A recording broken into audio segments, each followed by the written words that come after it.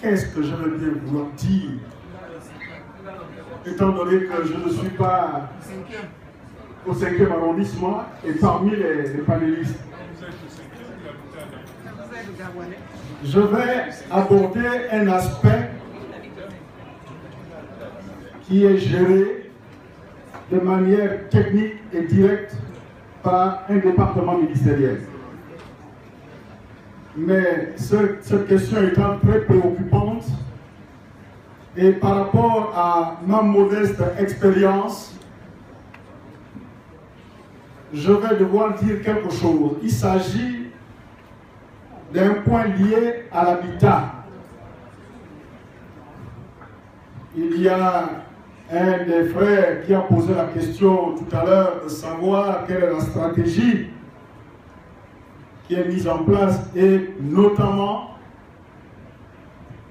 pourquoi construisons-nous, parce que je suis Gabonais, je dis nous parce que je suis Gabonais, je dis nous parce que je suis Ali Bongo, je dis nous parce que je suis Mogabo.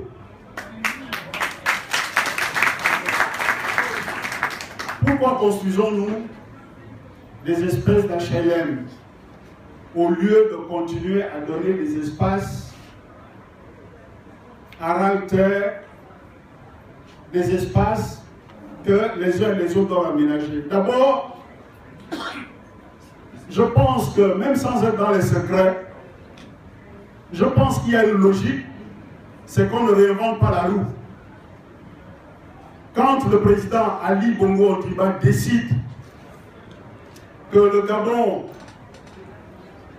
va vers l'émergence, ça veut dire que nous allons devoir emprunter, nous allons devoir imiter, nous allons devoir faire ce que les pays émergents ont fait.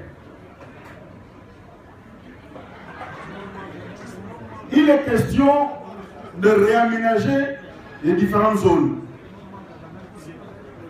Vous devez d'abord savoir que dans une ville, il y a plusieurs zones. Il y a le plateau, la zone centrale de la ville. Les constructions ne sont pas dans la zone centrale de la ville, ce qu'elles sont en périphérie. Il y a le quartier résidentiel. C'est exactement la même chose. Dans le quartier résidentiel, il y a un programme, il y a un aménagement spécial qui se fait. Nous habitons la périphérie, nous habitons les lieux de l'habitat spontané. Nous avons créé l'habitat spontané. Le chef de l'État dit, s'il y a habitat spontané, nous devons chercher à ménager ces zones pour qu'éventuellement les populations qui y résidaient reviennent. Maintenant, si ces populations peuvent être installées quelque part, il ne faudrait pas qu'elles aillent créer une deuxième ville spontanée. Ce sera la réalité. Et c'est ce que les pays émergents ont fait. Cela a également un autre volet, une autre raison. Personne ne va apprendre à l'école comment on vit en communauté. Personne.